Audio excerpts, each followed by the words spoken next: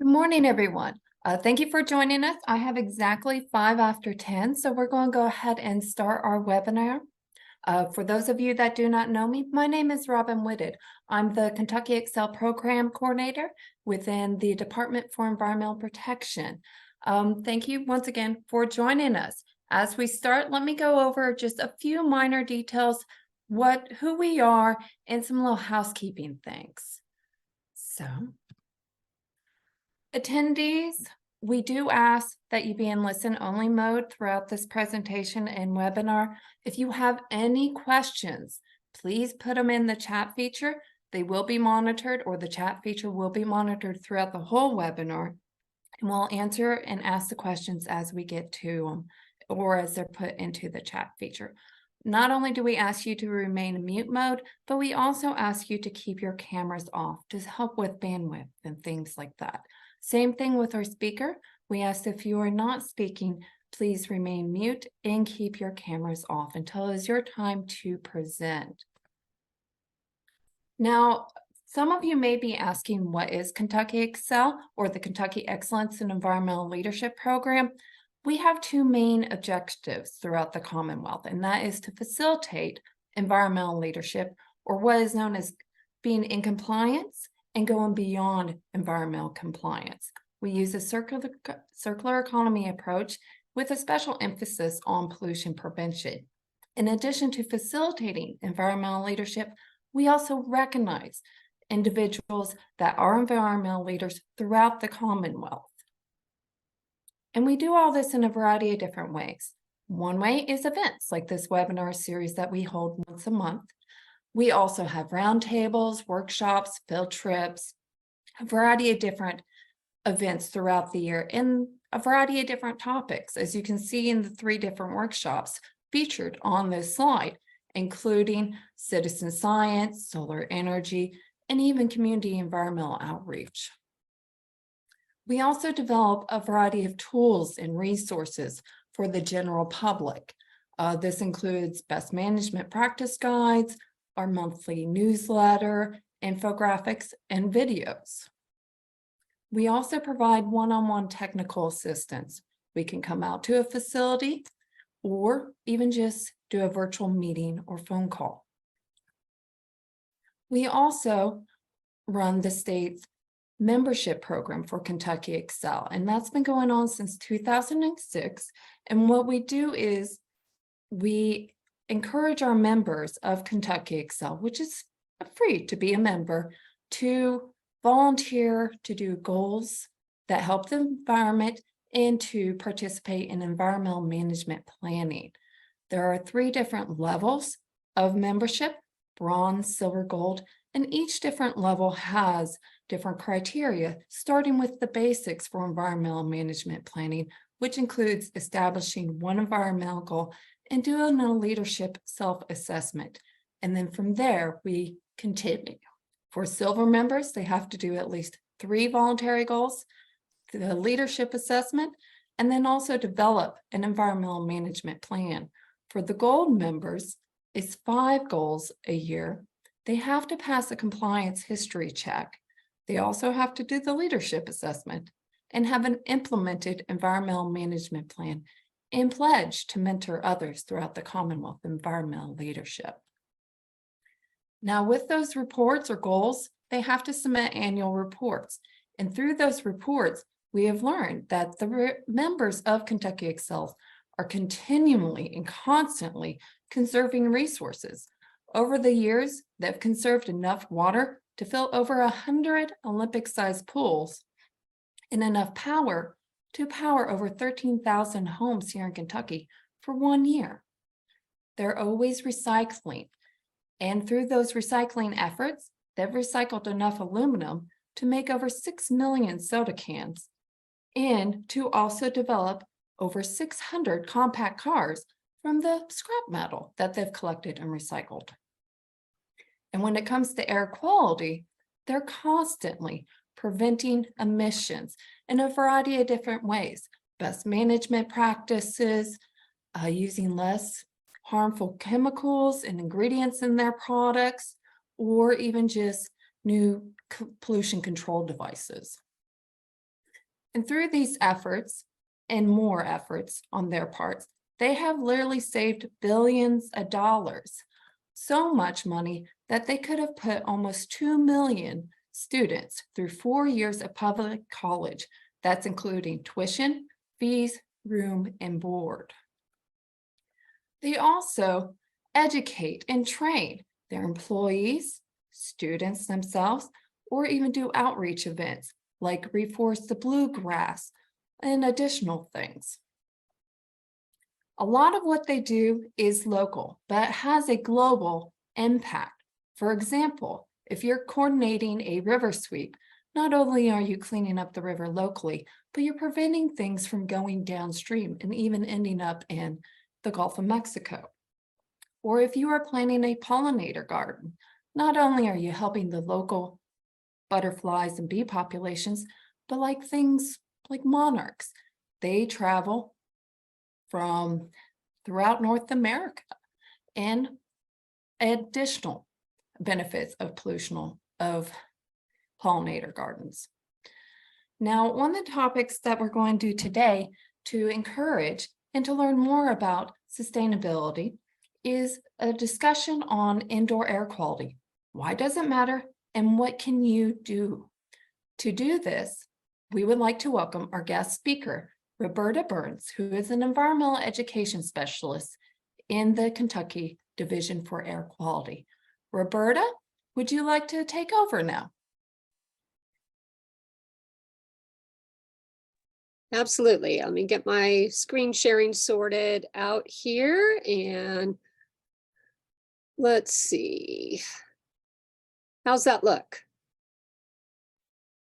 Wonderful, Roberta. Perfect. All right.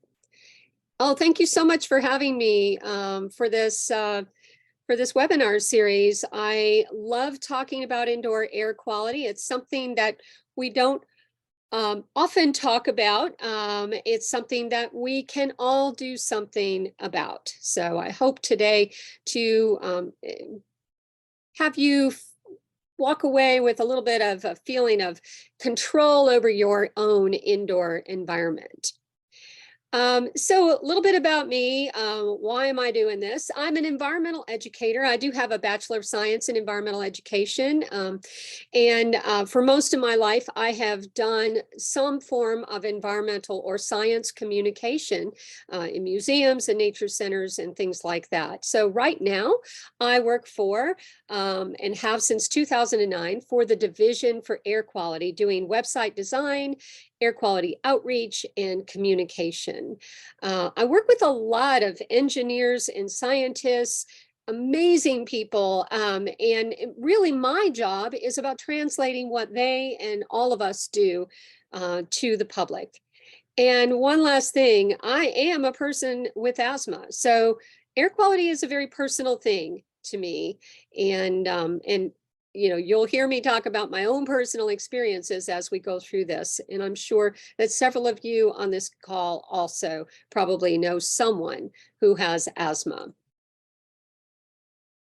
So Kentucky Division for Air Quality is the state agency that protects the outdoor air that all of us breathe. We do this by monitoring the air through a statewide air monitoring network, by creating partnerships between pollution sources and the public, providing timely and accurate air quality information, like the air quality index that many of us use to know how clean the air is outside. And most importantly, through our air quality planning, permitting, and compliance programs, which ensure that the air we breathe continues to be good quality air. But here's the deal. Indoor air quality is a completely different beast. Indoor air can be up to 5 times dirtier than outdoor air, especially with today's drum-tight homes and buildings that are meant to be efficient. And yet it is not regulated. It's not regulated in Kentucky and in most other states. There are really no federal standards for permissible exposure limits to indoor pollutants like mold or wood smoke or dust or other contaminants. As far as I've been able to tell, only California and New Jersey have very specific indoor air regulations. So what that really means is that we don't really know how much is too much, right? How much indoor air pollution is too much. And the reality is that it's going to vary from person to person. And yet we spend 90% of our time indoors. Well, there's a lot of sources, as you probably know, of indoor air pollutants, pollen being a big one. Our fur babies produce a lot of indoor air pollution as well, from their fur and their dander. We have dust, we have dust mites and all that they produce, smoke, mold and mildew. We have volatile organic compounds, things that you can smell in the air that are released by things like cleaning products and paint. And then we have gases, naturally occurring radon gas or other gases that might be produced through combustion or burning. In recent months and years, we've heard about other sources of indoor air pollutants like gas stoves, which the reality is that gas stoves have been shown to emit measurable amounts of nitrogen dioxide and methane gases. Our furniture and carpeting and even clothing can emit volatile organic compounds, VOCs, formaldehyde, other things that are used to treat those fabrics. And, you know, of course, our wood burning appliances as well, which can produce smoke, particulate matter is what we call that, and combustion gases like carbon monoxide. So lots of different sources. And here is a not so fun fact that will probably creep you out like it did me. We shed 1 million skin cells every hour. Of course, my brain is thinking, who counted this stuff up? How do we know that? But anyway, humans shed a lot of skin cells. So why is that a big deal?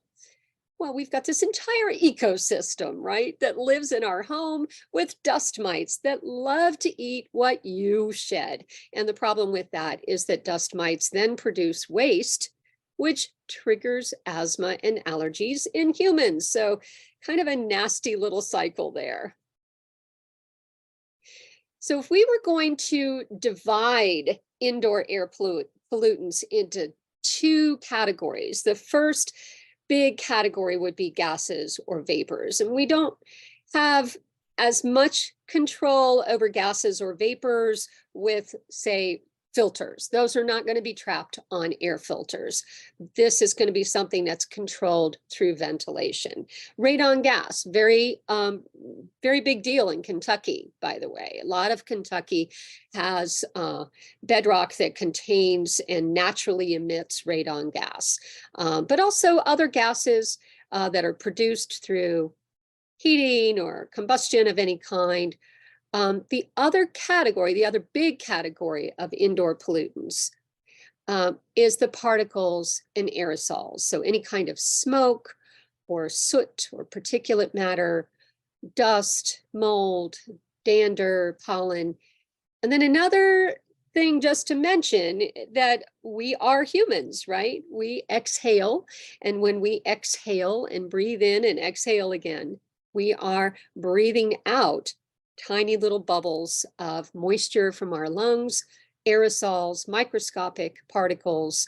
Sometimes germs hitch a ride on those. So that is a completely different type of indoor air pollutant as well. Health effects of indoor air pollution are going to vary widely from one person to the next. Some people can go into a room and be very sensitive to something that might be in there, and another person wouldn't notice it at all. They can include things like respiratory problems or irritation, coughing and sneezing. And then some pollutants like radon or carbon monoxide are going to have much more serious health effects, short-term or long-term. You know, when you go into a room, your nose is probably your first clue, your first detector to whether there's a problem with the indoor air quality in that room. So if you go into a room and you smell something, I always say, if you smell it, it's in the air, right? So that would be one clue. I have walked into some places where all I can smell is air fresheners, like overpowering air fresheners. Now, of course, I'm very sensitive to those.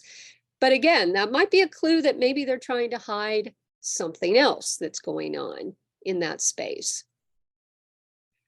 I have seen things like this in some schools where the fresh air exchange is being covered up because it is a convenient shelf to store things on. So in this room, I am going to see something like that and think, I don't think there's very good ventilation in this room because they are blocking the fresh air. Or you walk into a room and you immediately start to sneeze, probably a clue that there might be something you're sensitive to. I've seen classrooms where a lot of students are nodding off to sleep. Now, yeah, it could be a totally boring instructor, but more likely it is a room with poor ventilation where carbon dioxide is starting to build up. And carbon dioxide, too much of it, could make you sleepy. And we've all seen the moldy ceiling tiles, right? And that could be a clue that at some point along the timeline, there was a leak somewhere underneath the ceiling, and a leak can cause the growth of mildew or mold. It doesn't mean that you have a mold problem right now, but you might have had a leak, or you might have an active leak. It's a clue that you should check that moisture problem out and make sure that it doesn't continue. So the biggest approach that we can take to control indoor pollution is to control the source. So stop bringing that pollution in the first place. In large buildings, you will see that inside the doors, the first thing you notice is mats on the floor to trap the stuff that we track in on our shoes, because that adds tremendously to the dust problem in an indoor space. You can clean, dust, and vacuum regularly. You can keep those humidity levels between 30 and 50% to discourage mold and mildew from growing. Or you can operate your wood burning appliance with the door closed, and that will prevent a lot of particulate to come into your air. But ventilation and filtration are the other two big pieces of this puzzle. In most buildings, ventilation is the main way they clean indoor air. So, I'm not talking about homes. I'm talking about like public buildings, businesses, schools, things like that. So ventilation removes all or most of the indoor air pollutants by replacing indoor air with outdoor air. It's very effective. Now, outdoor air may contain pollution too, right? But it's generally going to be at much lower concentrations than what builds up in indoor spaces. Now, ventilation does require heating, cooling, humidifying, or dehumidifying. It requires a fan to push the air through. It can cost money, right? Just in energy costs to keep those fans moving. In homes, most homes have very poor mechanical ventilation. So in a home, if we want to ventilate, we have to open a window or a door or that kind of thing. Now, the thing about ventilation is it's important because it can remove pollutants that build up in indoor spaces, including carbon dioxide. That's the stuff we exhale. Every time we breathe, we exhale carbon dioxide. It's measured in parts per million. So, for example, in outdoor air, for every million units of air, you're going to have about 420 units of CO2. Outdoor air is around 420 parts per million.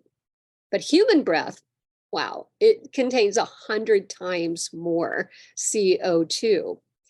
And studies have been shown that that increased levels of CO2 in indoor spaces can actually impair your thinking process. It takes longer for people to accomplish certain mental tasks. So just high CO2 by itself can be a problem in, imagine, schools or businesses where people are trying to accomplish mental tasks, right? So recently there's been this big sort of craze about personal carbon dioxide sensors as a way of kind of knowing what kind of an indoor space you're going into, what's going on ventilation-wise in this space. Now, ASHRAE is an international organization that sets guidelines and standards, non-enforceable, but they do set guidelines and standards for the built environment. And their guidelines state that CO2 should be maintained below 1,000 parts per million. If you have higher levels, not only are you dealing with more CO2, but you're also going to be dealing with the buildup of other indoor air pollutants as well.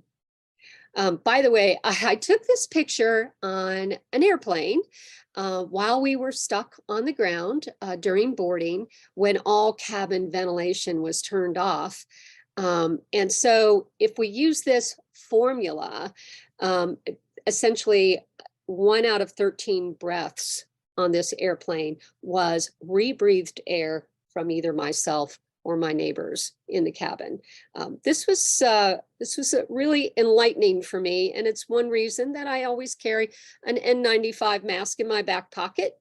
When the CO2 levels are high, I know I'm probably more likely to breathe in somebody else's breath. So you got poor ventilation. Maybe you can't open a window. Maybe you don't have good airflow in a building. Add filtration. It's a super powerful tool, and it is something that can remove particles, but not gases. It's not going to help you with CO2 or CO, carbon monoxide, but it will help you with particles and aerosols. By the way, it is much less energy intensive than ventilation, which requires, powerful fans and that kind of thing.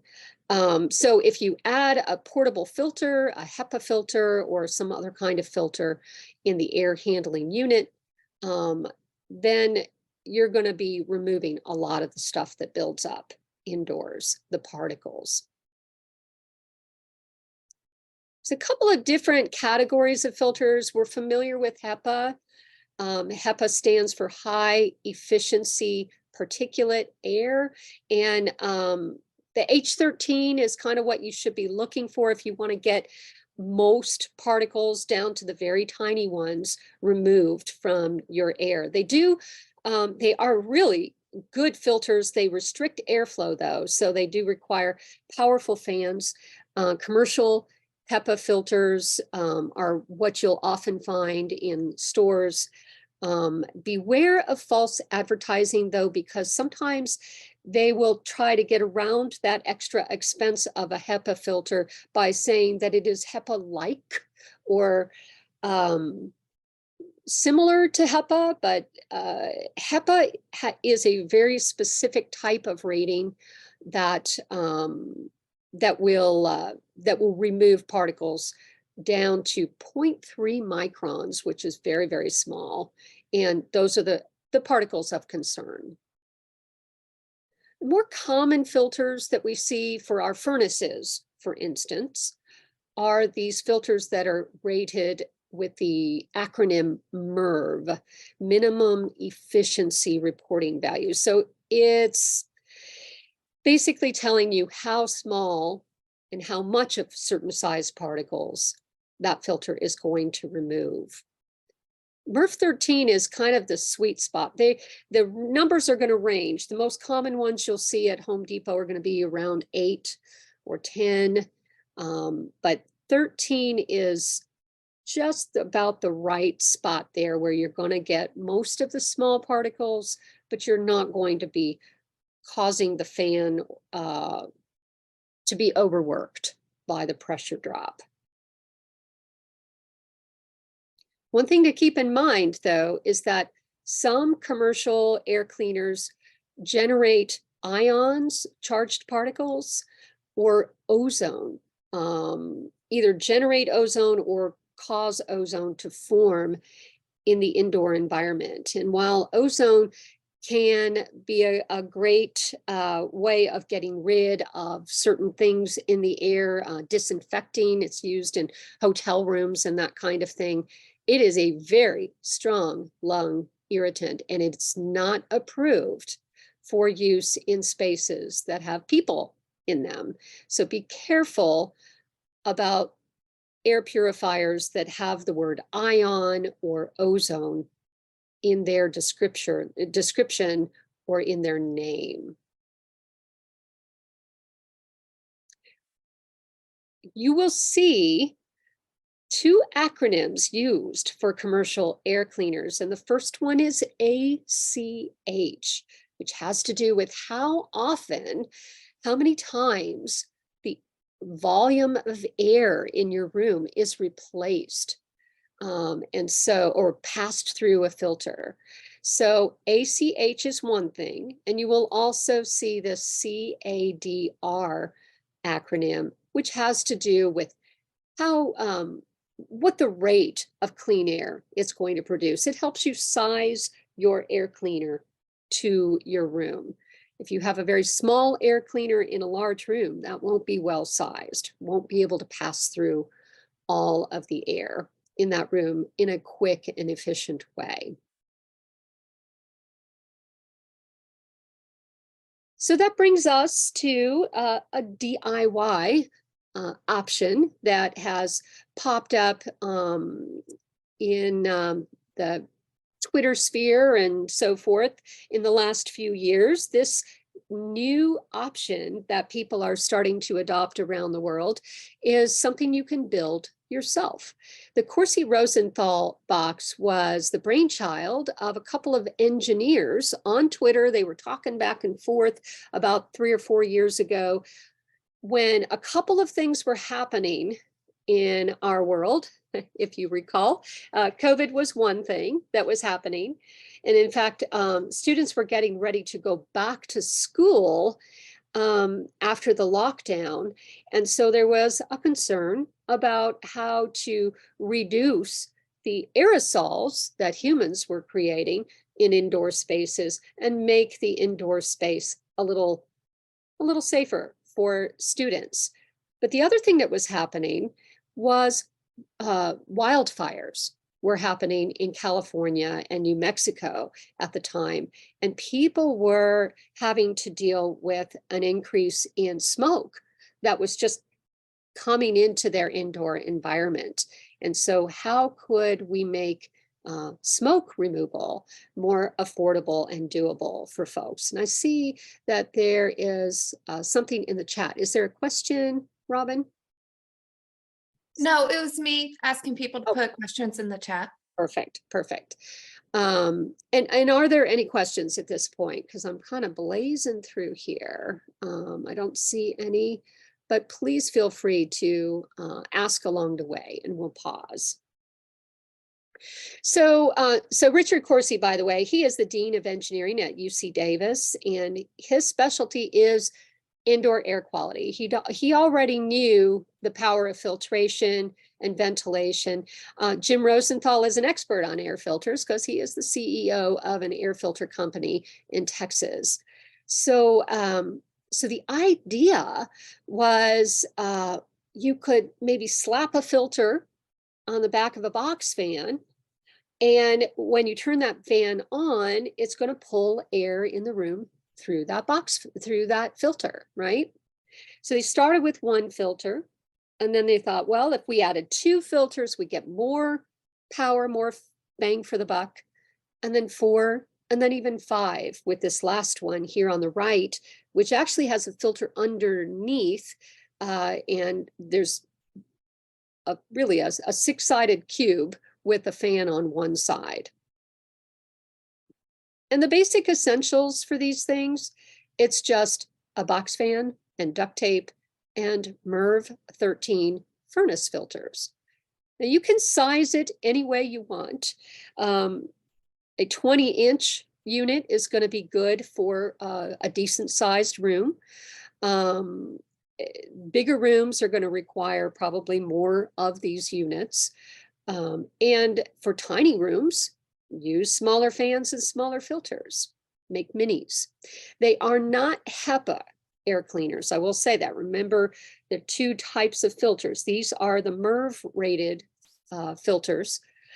But testing at UC Davis and elsewhere has shown that this box can be as effective, and in some cases more effective, than HEPA air cleaners, simply by virtue of the fact that there is so much more filter surface area in a Corsi Rosenthal box. So all you need are, say, 4 filters, the box the fan came in for some cardboard, utility knife or scissors, a straight edge, some duct tape, and the cost is around $70 to $100. You can see that you're basically going to be taping a cube together with those filters and putting the fan on top. When you build these things, make sure to orient the filters with the arrows that show airflow pointing in. So the airflow of the filters, you want to go into the box, and you'll tape those together. You'll cut a square out to put on one side of the cube. Again, that's just cut from the box that the fan came in. And then you'll flip that box over. So that's on the bottom. Seal your gaps. If you have a curved fan like I do in this picture, you might need to throw a little extra cardboard in the corners. Place that fan on. I turn the fan on just to be sure, first of all, that it's working. I have built these things with fans out of the box, taped them up, and found out that I had a dud fan that didn't work. So test your fan first, and then make sure you remember which way the air is flowing, because in the fan's case, you want the air to flow up and out. So I drew an arrow here to help me remember. And make sure that that plug and cord are not stuck inside the cube before you tape it up. Make sure they're outside.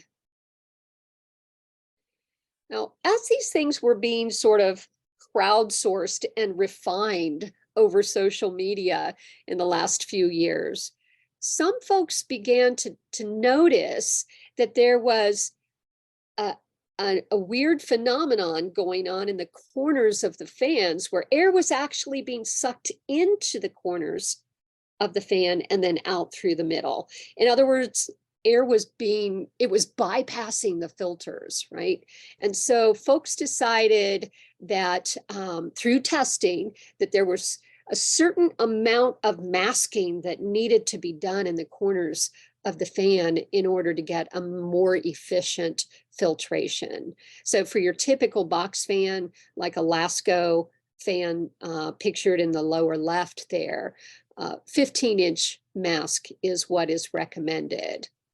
And again, you cut that out of the cardboard box it came in. And that's how it works. Dirty air goes through the filters, clean air comes out the box fan. And the box fan has 3 settings. So you can put it on low if you're using it in a space like a classroom where you don't want a lot of noise. You can put it on high if you've had a space that's fully occupied for a long time and you want to clean the air out afterwards, and noise isn't a problem. It's whatever you want. Add your own special touches. You can turn it into something fun if you've got it in a classroom where kids are. We always encourage people, in a space that's going to be busy, maybe to put it up on a table so it doesn't get kicked in a home. Just find a space a little bit away from the wall if you can, so that all 4 filters can do their thing.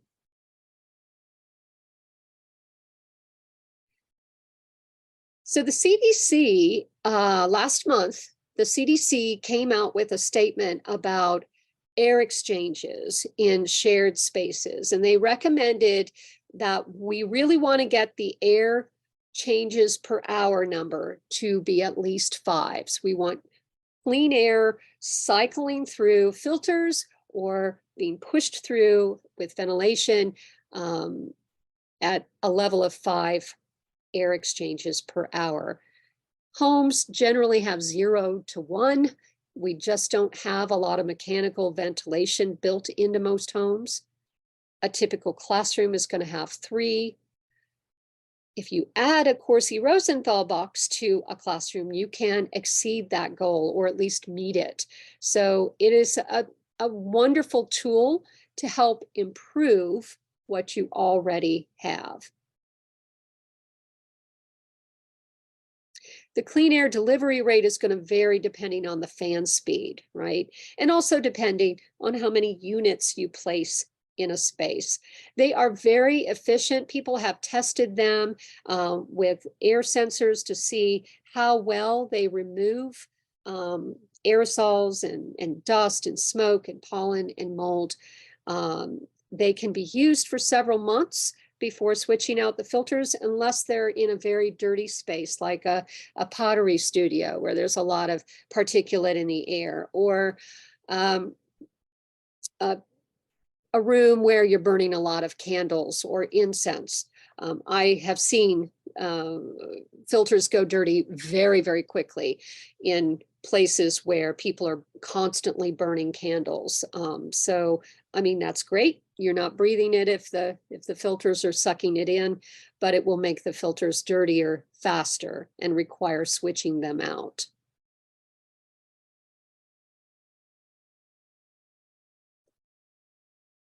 Recently, we've seen a lot of events where Corsi-Rosenthal boxes are made en masse as maybe to donate to classrooms or other facilities, nursing homes and things like that. We've had a couple of boxathons in Kentucky recently. The picture in the upper right is me at the Rise Girls STEM Academy in Lexington. And these 3rd graders built a total of 15 Corsi-Rosenthal boxes over 2 days. And they were amazing. And they then carried these lightweight, powerful units to every classroom in the school so that everybody could enjoy the benefit of additional filtration in those classrooms. We also did a boxathon at the University of Kentucky, and the Corsi-Rosenthal boxes that we built there, again, were donated to area classrooms. All of the supplies were provided by an ad hoc group called the Central Kentucky Clean Air Team that basically has been doing a GoFundMe for the last year and putting all funds into these free Corsi-Rosenthal boxes for schools. Well, of course, some folks can't leave well enough alone. And some folks out there have been twiddling around with computer fans and putting them together in series. And some computer fans now come with these awesome LED lights.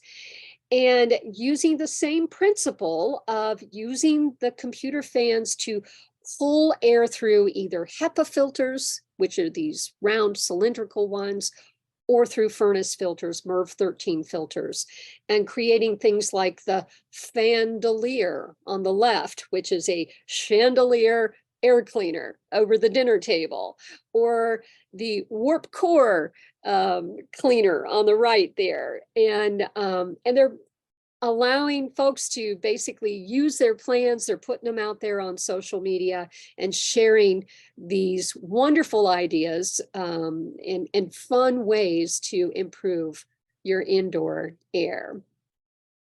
So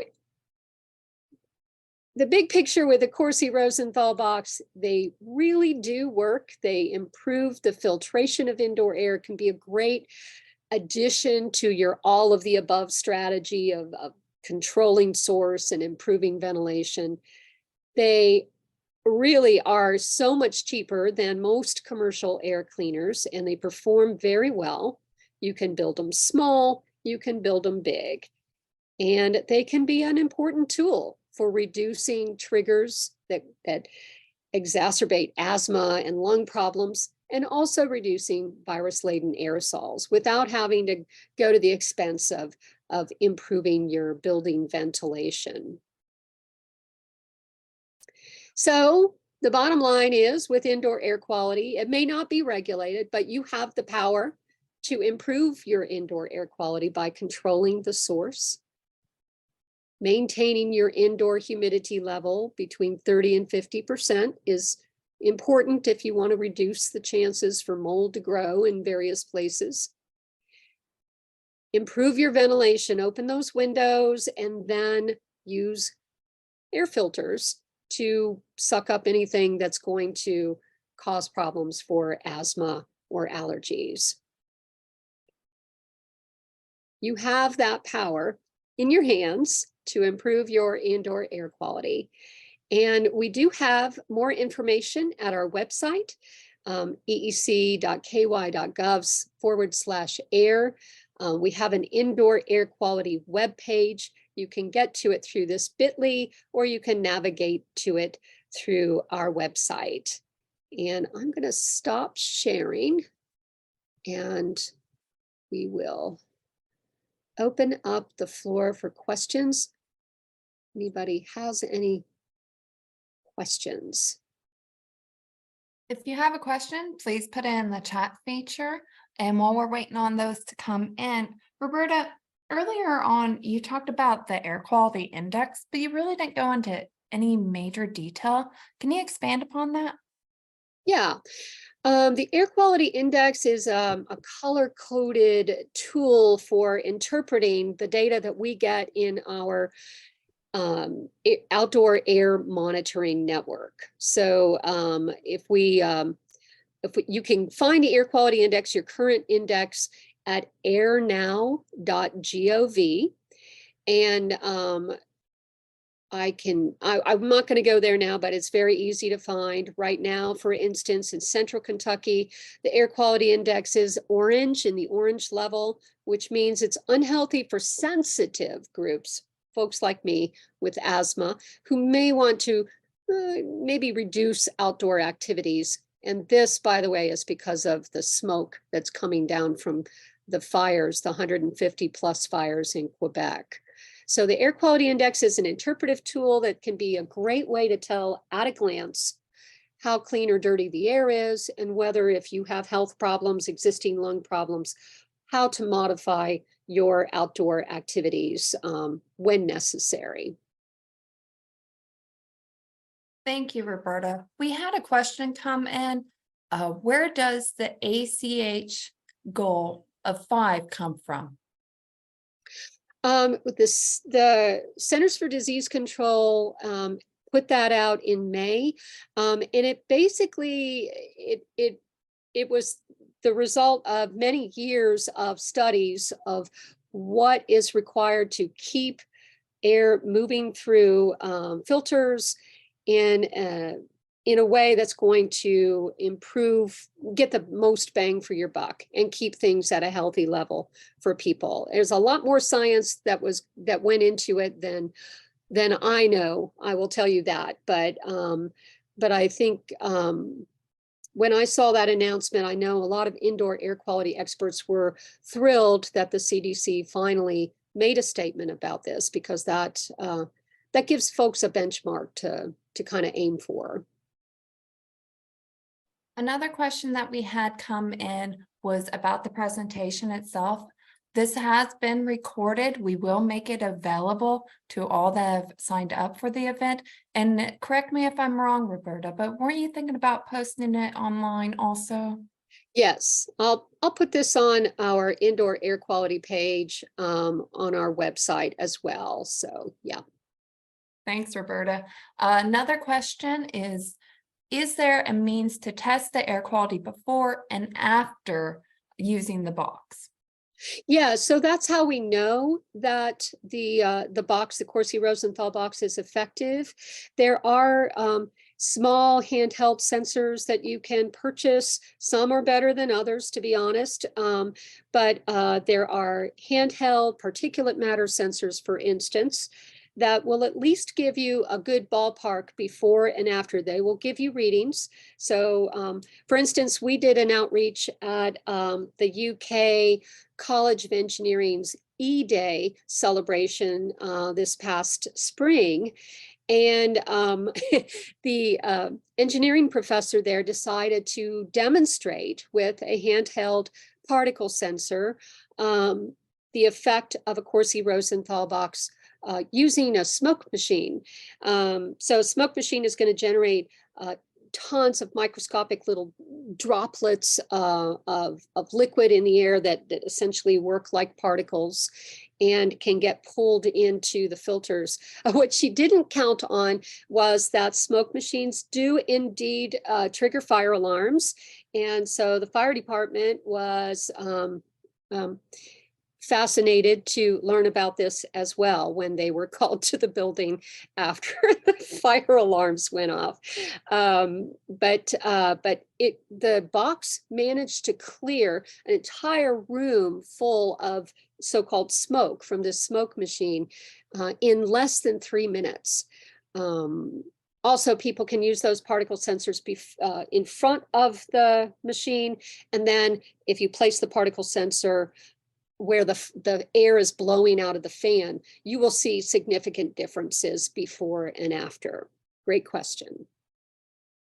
Well, and it's interesting that you were talking about a smoke machine because it seems something so relevant now, as especially as even as we step outside, we can breathe the smoke from the fires from Canada. And with how our climate's been changing, it seems like we're getting more and more wildfires and inhaling the smoke from that and impacting our indoor air quality, in addition to our outdoor air quality. In addition to the filters, do you have any suggestions of how people can protect themselves from such smoke? Yeah, that is very much this is an excellent question. It is in a lot of people's minds right now. I'm actually going to share my screen real quick because I want you to see, hang on, maybe I can do this. We'll see. Desktop, there we go. I want to share the smoke and fire map that you can get to on airnow.gov. This smoke and fire map can show you where the air quality is the worst right now and impacting the smoke from the wildfires in Canada. Are probably impacting these air monitors. A lot of these air monitors are personal air monitors as well, so they may or may not be as accurate, but you can click on these colored dots and it will tell you. So this one says it's a low cost sensor. Some of these are permanent air monitors, so you can tell the whether they are or not, and you can read the levels of particulate matter or whatever is in the air in that location. What I've been reading on social media is that people are up in Canada, especially where they don't have air conditioning. So the only way to cool off on a hot summer day is to open the windows. And the last thing you want to do is open the windows when you've got all that smoke outside. The last few weeks, I've started noticing that people have been suggesting taking those MERV 13 filters and popping them in the window and blocking up the extra sides, the gaps around them so that at least they can get ventilation from the window, or maybe pop in a single box fan with one filter on it to pull that outside air in, but clean it along the way so that at least they can stay cool, but also stay relatively clean. So yeah, AirNow is a great resource if you want to check your AQI. The smoke and fire map can be accessed from that main AirNow page. It's fascinating. It's changing constantly. Today seems to be a little worse in some parts of Kentucky and better in others. It just depends on the airflow. And a lot of times that smoke doesn't even make it down to the ground. It stays high up. So you kind of have to look at the big picture and see. But those are great tools to take advantage of. Another thing that we have often here in the South, with all of our humidity and just rainfall, is indoor mold. How does that impact our indoor air quality, and what can we do to prevent that? The key with mold, first of all, mold is everywhere, right? It's natural. It occurs everywhere. It's in the air all the time anyway. They're just microscopic spores. Now, mold is going to set up residence where you got moisture, right? So if you have a leak somewhere in your home, mold is going to set up shop there. It's going to enjoy that extra moisture. I'll tell you a problem that I had a couple days ago. Our air conditioning unit in the attic, apparently it was not draining the condensate properly. And so the drip pan was starting to fill up, and we didn't know that until the drip pan overflowed into our ceiling and started to drip down onto the first floor where we could actually see it. Now, looking back, I realized that if I had simply had my humidity gauge in the living room where I spend most of my time, that humidity gauge would have told me that I've got a problem with my HVAC system, because the humidity was 75%, very uncomfortable, and perfect conditions for mold to grow. A humidity gauge is a great tool to kind of keep track and know if you've got a problem with your HVAC system so that you can prevent mold from growing before it starts. Well, Roberta, thank you so much. I'm going to give you a big round of applause since everyone's on mute. That was a wonderful presentation. As always, I learned so much every time I listen to your presentations. So thank you. As I mentioned, this presentation will be made available to everyone later. Give us a few days just to, I don't know, edit me out of this presentation, because I know it's Roberta that you really want to listen to. So give us a few days, we'll get it to you, and then we'll share it with Roberta so she can put it online. And I want to give a shout out to all the great folks from the Division for Air Quality that were on this call, by the way, that were listening.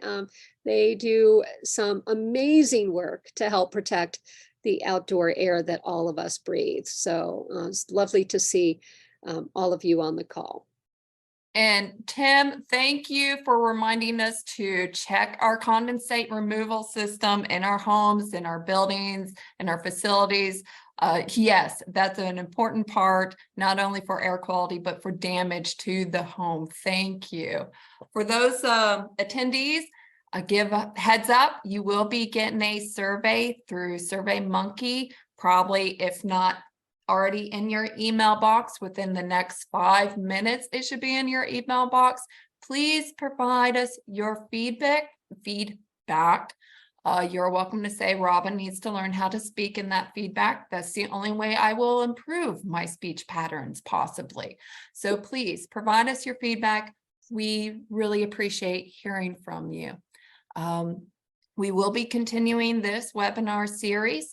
We'll have it every second Thursday at 10 a.m. once a month. The next month, we'll be talking about ISO standards for energy management. In August, we'll have a speaker from the state nature preserves, talking about iNaturalist. And in September, we'll have one talking about team building. So please go online, dca.ticketleap.com. Feel free to register for these events and others. If you have any questions, feel free to contact Kentucky Excel or even Roberta Burns for Kentucky Excel. Just send us an email at envhelp@ky.gov, and there is our hotline number that you're welcome to call. And if you would like to contact Roberta, her email is roberta.burnes@ky.gov. Thank you, everyone. Thank you.